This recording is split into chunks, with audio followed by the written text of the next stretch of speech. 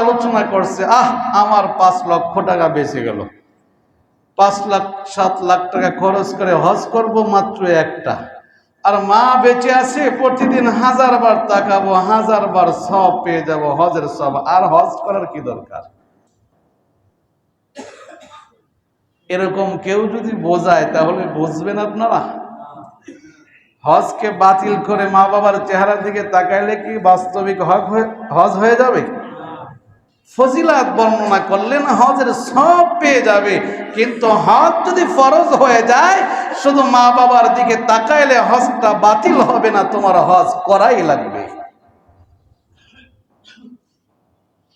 রাহমাতাল লিল আলামিন বলে, ও সাহাবায়ে কেরাম শোনো, মা বাবাকে দেখার জন্য তুমি যখন বাড়ির দিকে রওনা করবে, এক একটা কদম তুমি দিবে, এক এক কদমে আমার আল্লাহ এক একটা করে নেকি দান করবে। এক একটা কদম তুমি সামনে অগ্রসর হবে, আমার আল্লাহ খুশি হয় এক একটা গুনাহ মাফ করে দিবেন। সুবহানাল্লাহ। এক সাহাবী বলে, পয়গম্বর, মা হক্কুল ওয়ালিদি আলা ওয়ালাদিহি রাহমাতাল লিল আলামিন, মা হক্কুল ওয়ালিদাইনি আলা ওয়ালাদিহি, সন্তানের উপর মা বাবার কি হক একটু জানায় দিন। পয়গম্বর বলেন, হুমা জান্নাতুকা ওয়া নারুকা, হুমা জান্নাতুকা ওয়া নারুকা, মা বাবা তোমার জন্য জান্নাত, না হয় তোমার জন্য জাহান্নাম। মা বাবা তোমার জন্য জান্নাত, না হয় জাহান্নাম। তাদের খেদমত করে যদি তাদের দিলটা তুমি খুশি করতে পারো, নবী বলে তোমার জন্য জান্নাত। আর যদি তাদের খেদমত তুমি না করো, তাদের দিলে কষ্ট দাও, তাদের অন্তরে ব্যথা দাও, তাহলে তোমার জন্য মা বাবা জাহান্নাম। রাহমাতাল লিল আলামিন নিজের চাইতে মাকে বেশি প্রাধান্য দিয়েছেন। সুবহানাল্লাহ। পয়গম্বর নিজের মোলাকাতের চাইতে মার মোলাকাতটাকে বেশি প্রাধান্য দিয়েছেন। নবী ডাক দিয়ে বলে, মার খেদমত করতে গিয়া যদি আমি নবীর সাথে মোলাকাত করতে না পারো, অসুবিধা নাই, তুমি মার খেদমত নিয়ে যদি থাকো, আল্লাহ পাক ইজ্জত দিয়ে দিবে। নবীর জামানার মানুষ ওয়াইসুল করনি নবীর কাছে চিঠি পাঠাইছেন, নবী গো, মনটা চায় আপনার দরবারে গমন করে আপনার চেহারা দেখে সাহাবীদের খাতায় নামটা উঠায় ফেলি। সাহাবীদের অনেক দাম গো নবী, কত দাম। আল্লাহর নবী বলে, আসহাবী কান নুজুম ইক্তাদাইতুম ইহতাদাইতুম, আমি নবীর এক একজন সাহাবী এক একটা তারকা সমতুল্য। সুবহানাল্লাহ। যে কোন সাহাবীর পদাঙ্ক অনুসরণ করবে, তুমি হিদায়াত প্রাপ্ত হয়ে যাবে। সুবহানাল্লাহ। এই হাদিসটা মোতালা করতে গিয়া হঠাৎ করে নজর পড়ে গেল, এক একজন সাহাবী এক একটা তারকা সমতুল্য, কেমনে ভালো করে বুঝে আসলো না। মুহাদ্দিসুন ইকরাম লেখেন, আমার আপনার নবী রাহমাতাল লিল আলামিনকে 1,24,000 পয়গম্বর যে দুনিয়ায় আসছে, 1,24,000 পয়গম্বরের মধ্যে যতগুলো গুণ ছিল, সিফাত ছিল, আমার আপনার নবীর অন্তরে আমার আল্লাহ ততগুলো গুণ দান করেছেন। আর নবীর সাহাবী 1,24,000, এক এক সাহাবী আল্লাহর নবীর কাছ থেকে এক এক পয়গম্বরের গুণ গ্রহণ করছে। সুবহানাল্লাহ। এজন্য আল্লাহর নবী রাহমাতাল লিল আলামিন বলে, আসহাবী কান নুজুম ইক্তাদাইতুম ইহতাদাইতুম, আমার এক একজন সাহাবী এক একটা তারকা সমতুল্য, যার পদাঙ্ক অনুসরণ করবে হিদায়াতের পথে তুমি চলতে পারবে। সুবহানাল্লাহ। আব্দুল কাদের জিলানী রহমাতুল্লাহ আলাইহিকে একবার প্রশ্ন করা হলো, আব্দুল কাদের জিলানী, আপনার মাকাম আর সাহাবা একরামের মাকামের মাঝে কতটুকু পার্থক্য? আব্দুল কাদের জিলানী রহমাতুল্লাহ আলাইহি বলে, কার সাথে কাকে মিলাইলা? সাহাবা একরামের মধ্যে আদনা দরজার সাহাবী হলেন হযরতে ওয়াহাশী রাদিয়াল্লাহু তাআলা আনহু। কারণ হলো নবীর প্রাণের চাচা আমির হামজাকে ওয়াহাশী শহীদ করেছিল। ইসলাম গ্রহণ করার পর আল্লাহ পাক রব্বুল আলামিন ওয়াহাশীকে মাফ করে দিয়েছেন। সুবহানাল্লাহ। আল ইসলাম ইয়াহদি মান কানা ক্বাবলাহু, ইসলাম পিছলি জিন্দেগির গুনাহগুলো মিটিয়ে দেয়, দূর করে দেয়, ধ্বংস করে দেয়। সুবহানাল্লাহ। নবী ডাক দিয়ে বললেন, ওয়াহাশী গো, কালিমা পড়ার বদলাতে আমার আল্লাহ তোমাকে মাফ করে দিয়েছেন। তবে গো ওয়াহাশী, জীবনে কোনদিন আমি নবীর সামনে তুমি বসবো না, কারণ তোমার চেহারার দিকে নজর পড়ে গেলে আমার প্রাণের চাচা আমির হামজার কথা স্মরণ হয়ে যায়, আমার দিলের মধ্যে আগুন দাউ দাউ করে জ্বলে ওঠে। কাজেই তোমাকে জীবনে দেখতে চাই না, তুমি আমার পিছনে বসবে, কখনো সামনে বসবে না।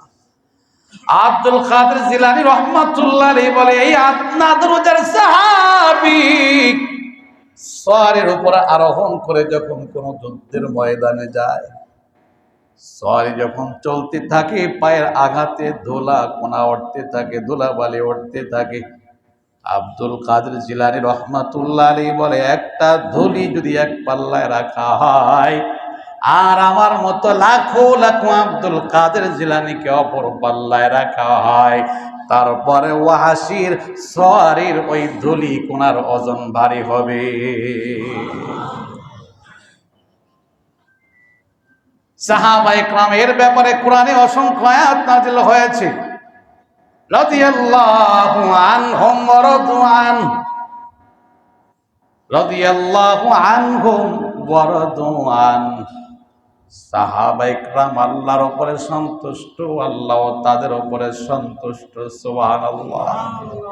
কেমন খুশি, কেমন সন্তুষ্ট! আল্লাহ পাক বলে, আমিনু কামা আমানান নাস, আমার সাহাবায়ে কেরাম যেভাবে ঈমান এনেছে তোমরা সেইভাবে ঈমান আনয়ন করো।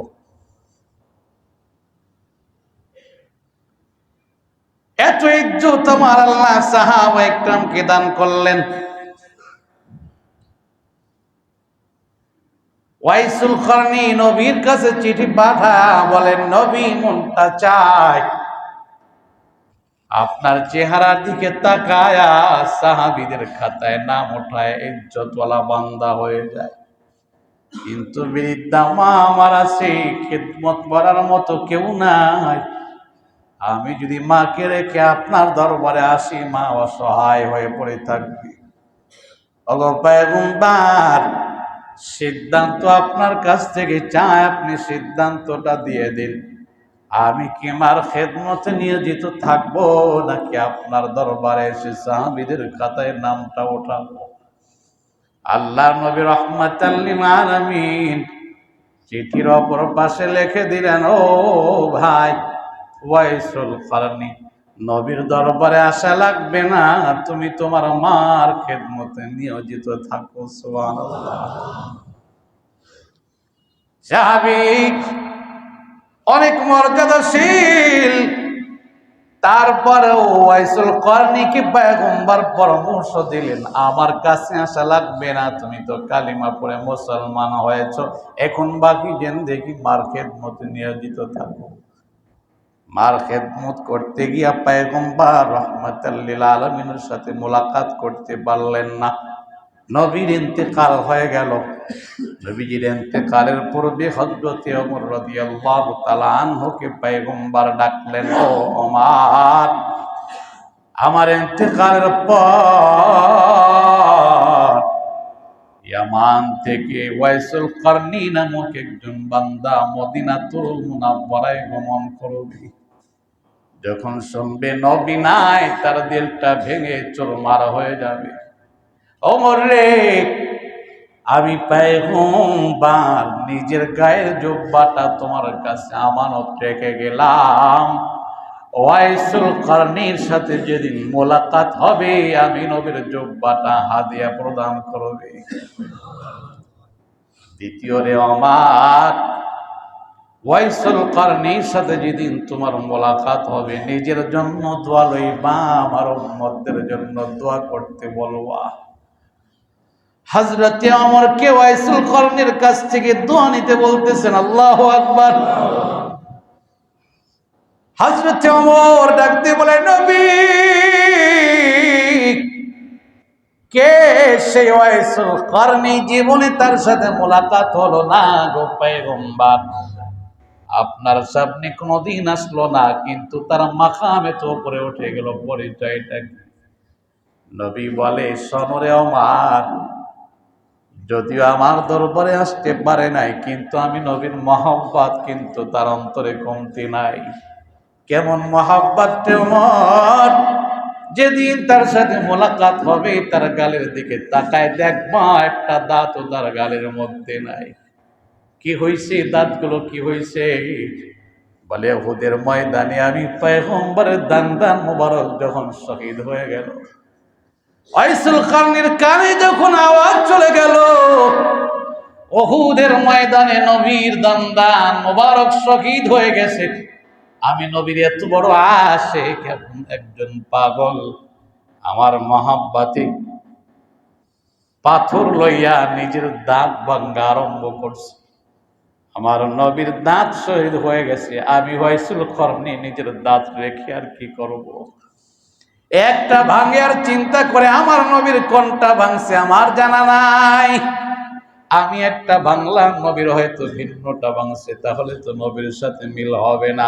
আর একটা ভাঙ্গা আরম্ভ করে, এইভাবে সব দাঁতগুলো ভেঙে ফেলাইছে। তারপরেও আমি নবীর দরবারে আসি নাই, কারণ হলো তার মা জননী অসুস্থা, বৃদ্ধা মা, খেদমতের প্রয়োজন।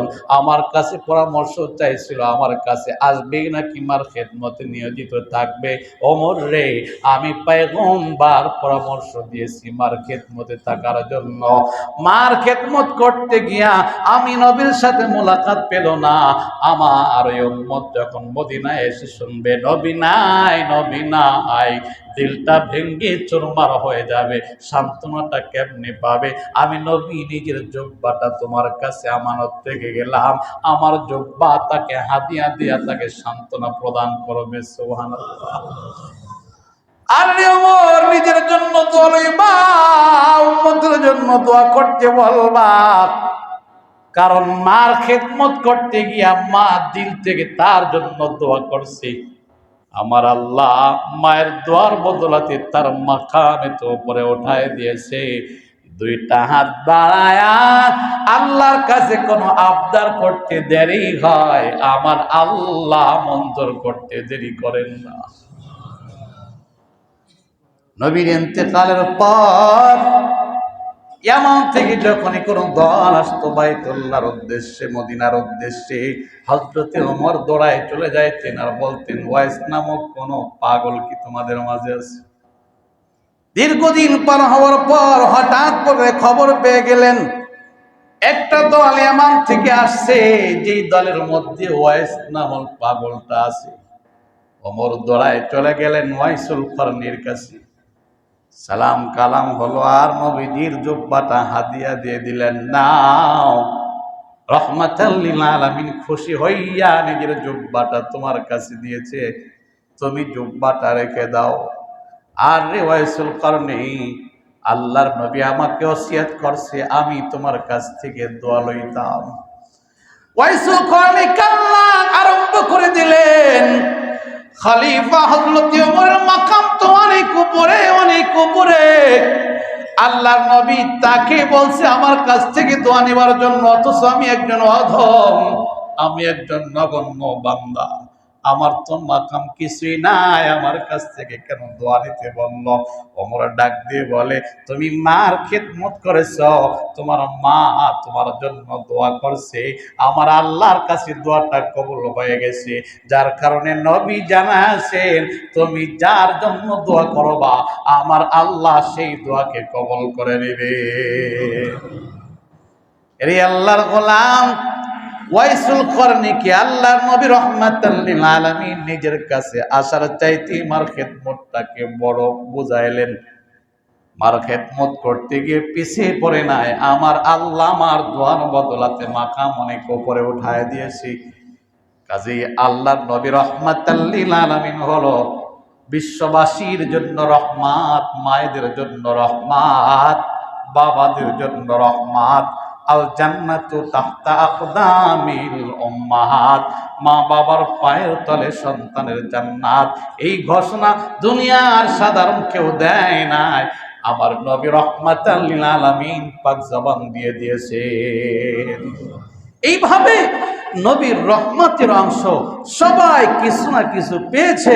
ইনশাআল্লাহ ধারাবাহিকভাবে বিষয়টা বোঝানো হবে যে আমরা নবীর রহমতের অংশ কেমনে পেলাম, প্রত্যেকটা খুলে খুলে বর্ণনা করা হবে। আল্লাহ তাআলা যদি তৌফিক দান করেন, আল্লাহ পাক রব্বুল আলামিন এই আলোচনা শুনে নবীর প্রতি মহব্বত ভালোবাসা বৃদ্ধি করে দেন, বলুন আমিন। নবীর ইশক, নবীর মহব্বত ভালোবাসা নিয়ে যেন নবীর সামনে হাসরে দাঁড়াইতে পারি, আল্লাহ পাক সেই তৌফিক দান করেন, বলুন আমিন। যারা